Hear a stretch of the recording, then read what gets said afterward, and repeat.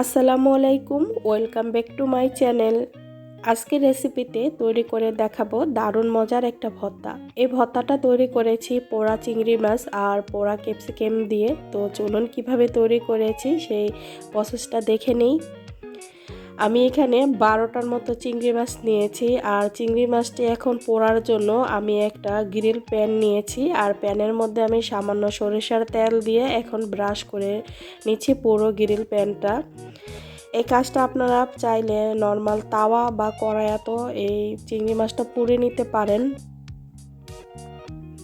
এখন সবগুলো চিংড়ি মাছ দিয়ে আমি কিছুক্ষণ পর চিংড়ি মাছটি উল্টিয়ে দিচ্ছি। চিংড়ি মাছগুলো ফ্রাই করব না, যাতে একটা পোড়া পোড়া একটা ফ্লেভার আসে চিংড়ি মাছের মধ্যে, আমি সেভাবেই চিংড়ি মাছগুলো পুড়ে নিচ্ছি। আর ভর্তার মধ্যে তখন খুব সুন্দর একটা ফ্লেভার আসবে যখন এই চিংড়ি মাছটি একদম পুড়ে যদি ভর্তাটা তৈরি করা হয়। তো আমার চিংড়ি মাছগুলো একদম পোড়া হয়ে গেছে, খুবই সুন্দর একটা ফ্লেভার আসছে। যখন আপনারা করবেন তখন আপনারা এই সুন্দর ফ্লেভারটা পাবেন।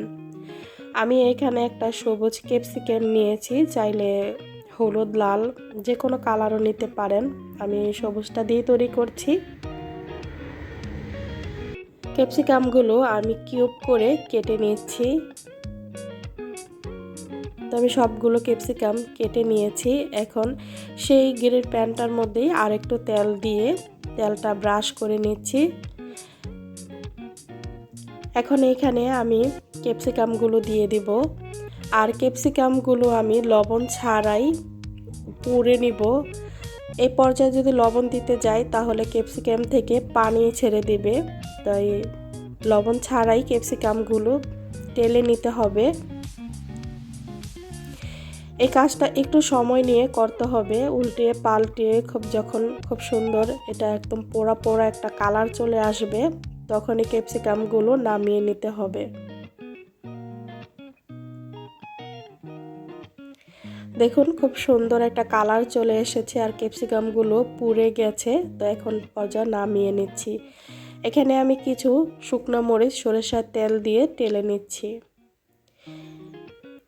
আমি এখানে পেঁয়াজ আর ধনিয়া পাতাও কুচি করে নিয়েছি। এখন চিংড়ি মাছটা ঠান্ডা হয়ে যাওয়ার পর এখানে চিংড়ি মাছের উপরে যেই ছোবা সেগুলো ফেলে দিব, আর চিংড়ি মাছের যে চোলকাটা সেটাও ফেলে দিব।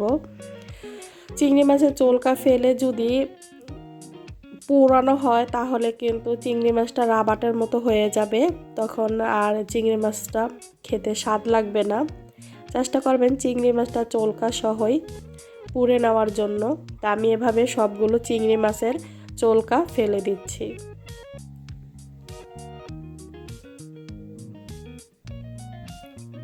চিংড়ি মাছটা এখন ছোট ছোট করে কেটে নিচ্ছি।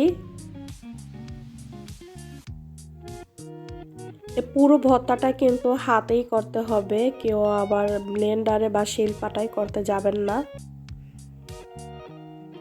তো আমি সবগুলো চিংড়ি মাছ কেটে নিয়েছি, তো একইভাবে আমি ক্যাপসিকামগুলো কেটে নিচ্ছি ছোট ছোট করে।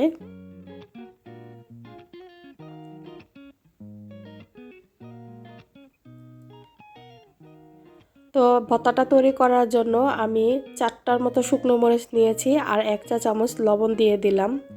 লবণের সাথে শুকনো মরিচটা এখন ভেঙে গুঁড়া করে নিব।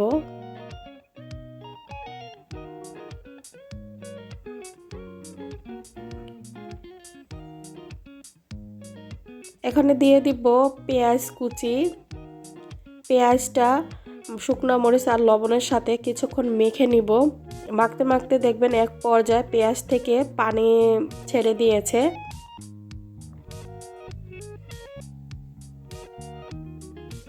তো এ পর্যায়ে আমি দিয়ে দিব কুচানো ক্যাপসিকাম আর চিংড়ি মাছ।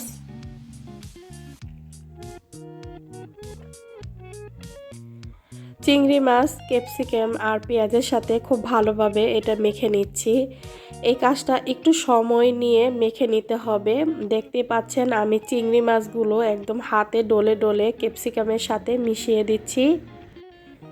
ক্যাপসিকামগুলো গোটা গোটায় থাকবে, আর চিংড়ি মাছটা ক্যাপসিকামের সাথে একদম মিশিয়ে নিব হাতে ডলে ডলে। দেখতেই পাচ্ছেন আমি কিভাবে ভর্তাটা তৈরি করে নিচ্ছি।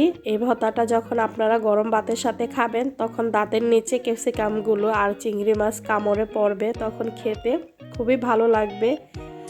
এই ভর্তাটা একবার হলো আপনারা বাসায় ট্রাই করে দেখতে পারেন, খুবই ভালো লেগেছে আমার কাছে। এখন পছন্দ মতন ধনিয়া পাতা দিয়ে দিচ্ছি। ধনিয়া পাতাটা দিয়ে আর একটু ভালোভাবে মেখে নিব।